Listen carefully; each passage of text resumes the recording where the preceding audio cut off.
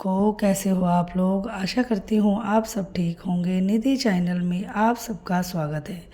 पुरुषोत्तम मास चल रहा है और आज हम पुरुषोत्तम महात्म का 18वें अध्याय का पाठ करेंगे। कथा को पूरा सुने, बीच में ना छोड़े। शुरू करते हैं। नारद जी बोले, हे तपोनिधि।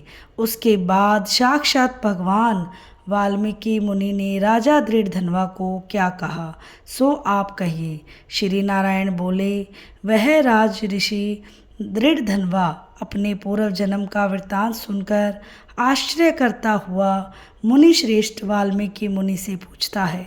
दृढ़धनवा बोला, हे ब्राह्मण, आपके नवीन नवीन सुंदर अमृत के समान वचनों को बारंबार पान कर भी मैं तृप्त नहीं हुआ, इसीलिए पुनः उसके बाद का वृत्तांत कहिए। वाल्मीकि मुनि बोले, हे जगतपते, इस प्रकार उस ब्राह्मण के विलाप करते समय गर्जना से दशों दिशाओं को गुंजित करता हुआ असमय में होने वाला मेघ आया। पर्वतों को कंपाने के समान तीक्ष्ण स्पर्शों वाला वायु बहने लगा और बिजली अत्यंत चमकती हुई अपनी आवाज़ से दशों दिशाओं को पूर्ण करती हुई इस तरह 1 मास तक वृष्टि हुई, जिस जल से पृथ्वी पर भर गई, परंतु पुत्र शोक रूप अग्नि के तप से संतप्त वह ब्राह्मण कुछ भी नहीं जान सका। न तो जलपान किया और न ही भोजन किया, केवल हे पुत्र इस प्रकार कहकर विलाप करते हुए ब्राह्मण का उस समय जो मास व्यतीत हुआ वह श्री कृष्णचंद्र का प्रिय पुरुषोत्तम मास था। सो न जानते हुए उस ब्राह्मण को पुरुषोत्तम मास का सेवन हो गया। उस पुरुषोत्तम मास के सेवन से अत्यंत प्रसन्न नूतन मेघ के समान श्याम वर्ण वनमाला से भूषित हरि भगवान स्वयं प्रकट हुए। जगत के नाथ हरि भगवान के प्रकट होने पर मेघ समूह गायब हो गया। उस ब्राह्मण ने पुरुषोत्तम श्री कृष्णचंद्र को देखा। दर्शन होने के साथ ही गोद में लिए हुए पुत्र के शरीर को जमीन पर रखकर स्त्री सहित ब्राह्मण श्री कृष्ण भगवान को दंडवत नमस्कार करता हुआ हाथ जोड़कर श्री कृष्ण भगवान के सामने खड़ा होकर श्री कृष्ण भगवान ही हमारे रक्षक हो ऐसा विचार करता हुआ भगवान भी पुरुषोत्तम की सेवा से प्रसन्न हो अमृत की वृष्टि करने वाली अत्यंत मधुर वाणी से बोले। श्री हरि भगवान बोले, भो सुदेव, तुम धन्य हो। इस समय आप भाग्यवान हो। तुम्हारे भाग्य के वर्णन करने में त्रिलोक्य में कौन समर्थ है। हे वत्स, हे तपोधन, जो तुम्हारा होने वाला है उसको हम कहेंगे, तुम सुनो। हे ब्राह्मण, 12,000 वर्ष की आयु वाला पुत्र तुमको होगा। इसके बाद तुमको पुत्र से होने वाले सुख में संदेह नहीं है। हे द्विजातम, प्रसन्न मन से मैंने यह पुत्र तुमको दिया है। हमारे प्रसाद से होने वाले तुम्हारे पुत्र को सुख को देखकर हे द्विजातम, देवता, गंधर्व और मनुष्य लोग पुत्र सुख की इच्छा करने वाले होंगे। इस विषय में तुमसे प्राचीन इतिहास मैं कहूँगा, जिस इतिहास को पहले मार्कंडेय मुनि ने राजा रघु से कहा था। प्रथम कोई श्रेष्ठ मन वाले धनुर नामक मुनि लोगों को पुत्र रूप मानसिक चिंता से जले हुए देखकर दुखित हुए और अमर पुत्र की इच्छा करके दारुण तप करने लगे। 1000 वर्ष बीत जाने पर धनुर मुनि से देवता लोग बोले, हे मुनीश्वर, तुम्हारे कठिन तप से हम सब प्रसन्न हैं, इसीलिए अपने मन के अनुसार श्रेष्ठ वर को मांगो। श्री नारायण बोले, देवताओं के अमृत तुल्य इस वचन को सुनकर उन तपोधन धनुर नामक मुनि ने बुद्धिमान और अमर पुत्र को मांगा। उस ब्राह्मण से देवताओं ने कहा कि पृथ्वी में ऐसा पुत्र नहीं है। तब धनुर मुनि ने देवताओं से कहा कि अच्छा ऐसा पुत्र दो जिसके आयु की मर्यादा बंधी हो। देवताओं ने कहा कि कैसी मर्यादा चाहिए, कहो। इस पर उस मुनि ने भी कहा कि यह महान पर्वत जब तक रहे तब तक उसकी आयु होवे, ऐसा ही हो। इस प्रकार कहकर इंद्र आदि देवता स्वर्ग को चले गए। धनुर्शर्मा ने थोड़े समय में वैसा ही पुत्र को प्राप्त किया। उस मुनि का पुत्र आकाश में चंद्र के समान बढ़ने लगा। 16वें वर्ष के होने पर मुनीश्वर ने पुत्र से कहा, हे वत्स, ये मुनि लोग कभी भी अपमान करने योग्य नहीं हैं। इस तरह शिक्षा देने पर भी उस पुत्र ने मुनियों का अनादर किया। आयु की मर्यादा के बल से उन्मत्त उसने ब्राह्मणों का अपमान किया। किसी समय परम क्रोधी महिष नामक मुनि ने विधि से शुभ फल देने वाले शालग्राम शिला का पूजन किया। उसी समय उस बालक ने वहां आकर शालग्राम की शिला को जल्दी से लेकर अपनी चंचलता के कारण हंसता हुआ पूर्ण जल वाले कूप में छोड़ दिया। क्रोध से युक्त दूसरे काल रुद्र के समान महिष मुनि ने उस धनुर्मुनि के पुत्र को शाप दिया कि यह अभी मर जाए, परंतु उसे मृत हुए न देखकर मन में मृत्यु के कारण का ध्यान किया। देवताओं ने इस धनुर्मुनि के पुत्र को निमितायु वाला बनाया है। इस तरह चिंता करते हुए महिष मुनि ने लंबी सांस ली, जिससे कई कोटि महिष पैदा हो गए और उन महिषों ने पर्वतों को टुकड़ा टुकड़ा कर दिया। उसी समय मुनि का अत्यंत दुर्मद लड़का मर गया। धनुर्मुनि ने अत्यंत दुख से बार बार विलाप किया।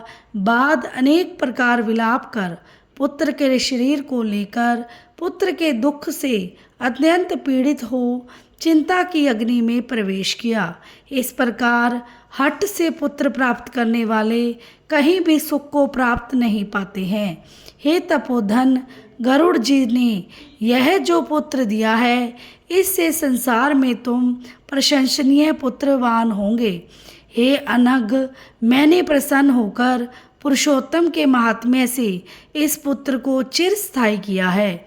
यह तुमको सुख देने वाला हो। पुत्र के साथ सर्वदा गृहस्थ आश्रम के सुख को भोगने के बाद तुम ब्रह्मलोक को जाओगे।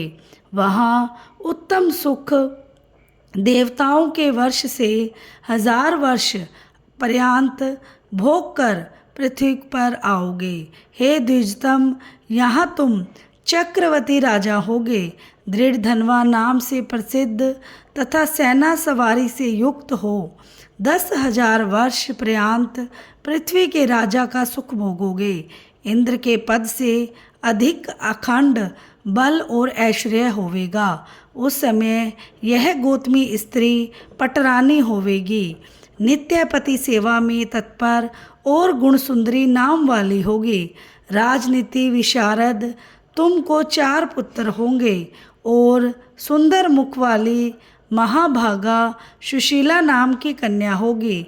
हे महाभाग, सुरों और असुरों को दुर्लभ संसार के सुखों को भोग कर तुम संसार रूपी समुद्र के पार करने वाले विष्णु भगवान को जब भूल जाओगे, तब हे विप्र, उस समय वन में यह तुम्हारा पुत्र शुक पक्षी होकर वट वृक्ष के ऊपर बैठकर वैराग्य पैदा करने वाले श्लोक को बार बार पढ़ता हुआ तुमको इस प्रकार बोध कराएगा। शुक पक्षी के वचन को सुनकर दुखित मन होकर घर आओगे। संसार के विषय सुखों को छोड़कर चिंता रूपी समुद्र में मगन हे भूसुर, तुमको वाल्मीकि मुनि आकर ज्ञान कराएंगे। उनके वचन से निसंदेह हो शरीर को छोड़कर हरि भगवान के पद को दोनों स्त्री पुरुष तुम जाओगे, जो कि पद आवागमन से रहित कहा गया है। इस प्रकार महाविष्णु के कहने पर वह ब्राह्मण बालक उठ खड़ा हुआ। वे दोनों स्त्री पुरुष ब्राह्मण पुत्र उठा हुआ देखकर अत्यंत आनंदित हो गए। सब देवता लोग भी संतुष्ट होकर पुष्प की वर्षा करने लगे। सुखदेव जी ने भी श्री हरि को और माता पिता को प्रणाम किया। उस ब्राह्मण को पुत्र के साथ देखकर गरुड़ जी अत्यंत प्रसन्न हुए।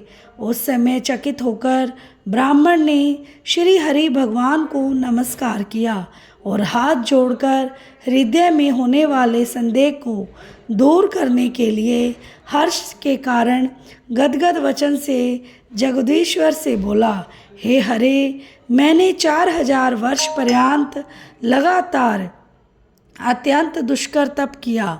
उस समय मेरे को आपने वहाँ आकर जो कठोर वचन कहा कि हे वत्स, हमने अच्छी तरह देखा है, इस समय तुमको निश्चय पुत्र नहीं है। हे हरे, उस वचन का उल्लंघन कर मेरे मृत पुत्र को जीवित करने का कारण क्या है, सो आप कहिए। बोलो श्री विष्णु भगवान की जय हो। कथा के अंत में हमें कीर्तन अवश्य करना चाहिए। आप भी मेरे साथ साथ कीजिए कीर्तन और आनंद लीजिए। श्रीमन नारायण नारायण नारायण भजमन नारायण नारायण नारायण जपमन नारायण नारायण नारायण लक्ष्मी नारायण नारायण नारायण श्रीमन नारायण नारायण नारायण भजमन नारायण नारायण नारायण जपमन नारायण नारायण नारायण लक्ष्मी नारायण नारायण नारायण श्रीमन नारायण नारायण नारायण भजमन नारायण नारायण नारायण जपमन नारायण नारायण नारायण लक्ष्मी नारायण नारायण नारायण श्रीमन नारायण नारायण नारायण भजमन नारायण नारायण नारायण जपमन नारायण नारायण नारायण लक्ष्मी नारायण नारायण नारायण श्रीमन नारायण नारायण नारायण भजमन नारायण नारायण नारायण जपमन नारायण नारायण नारायण लक्ष्मी नारायण नारायण नारायण। बोलो श्री लक्ष्मी नारायण भगवान की जय हो। वीडियो को लाइक, चैनल को सब्सक्राइब करना ना भूलें और बेल आइकन को ज़रूर प्रेस करें ताकि मेरी वीडियो की नोटिफिकेशन सबसे पहले आपके पास पहुंच जाए। मिलते हैं नेक्स्ट वीडियो में नेक्स्ट अध्याय के साथ। राधे राधे।